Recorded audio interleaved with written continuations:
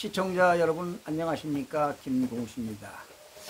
지금 이재명 정부에서요 첫 추가 경정 예산이 20조 원 규모로 편성이 되는 것 같습니다.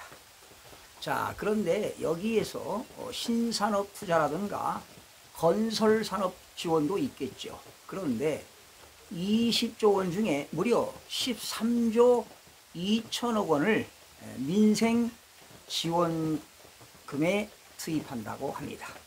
아마 1인당 15만 원에서 많게는 50만 원까지 지원이 된다고 하는데요.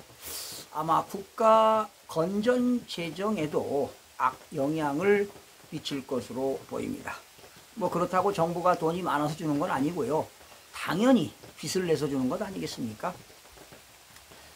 사실은 지금 코로나 이후에 지금 한국 경제가 상당히 침체되고 있기 때문에 정부의 역할도 상당히 중요하다고 보는 건 사실이죠.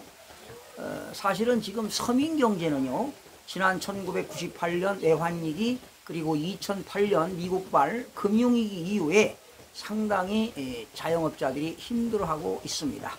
그래서 정부가 이런 경기를 부양하는 것은 불가피해 보입니다. 지금 현재 우리나라는 경제 성장률이 말이죠, 1% 미만입니다. 0%를 기록하고 있는데요. 지금 대한민국의 자영업자들이 상당히 어렵습니다. 지금 최근에는 말이죠, 미국의 관세 전쟁, 그리고 대한민국은 수출로 먹고 사는 나라인데 지금 수출이 부진되고 있는 실정 아니겠습니까? 그래서 재정을 투입해 가지고 소비를 촉진시키는 것도 상당히 정부의 역할이라고 보는 겁니다. 아무래도 이제 정부가 이런 민생 지원 자금을 풀게 되면 일정 기간 동안 경제가 활성화되는 것은 분명한 사실입니다. 그런데 말이죠, 민생 지원금을 풀었을 때 그러한 승수 효과는요 한 33%에 불과하다고 합니다.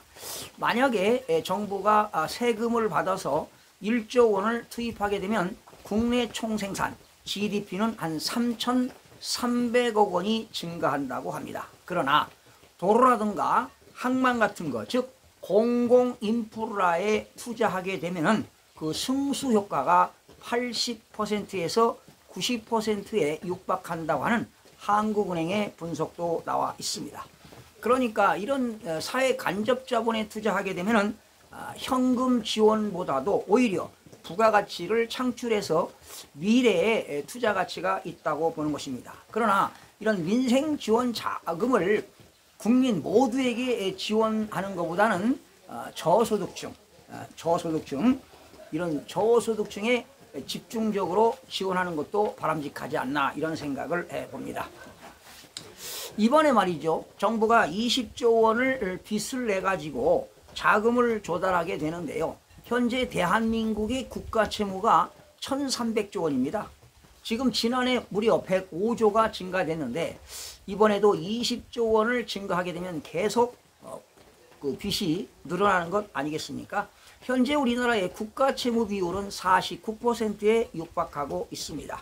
지금 정부가 추진하는 정부의 그 재정 준칙이 마지막 노선이 50%를 지금 육박하고 있는데요. 이렇게 되면 글로벌 신용평가사에서는 국가 채무가 증가하게 되면 신용 등급이 하락할 수가 있습니다. 그렇게 되면 지난 1998년 외환위기 때 우리가 경험하지 않았습니까? 신용 등급이 하락하게 되면 달러 가치도 원화 가치가 하락하게 되는 겁니다. 그래서 저는 개인적으로 이번에 20조 원을 투입해서 13조 2천억 원을 민생 지원 자금을 사용한다고 하는데요. 가급적이면 저소득층, 정말 소외된 곳에 그런 민생 지원금을 지급했으면 좋겠다, 이런 개인적으로 생각을 해봅니다.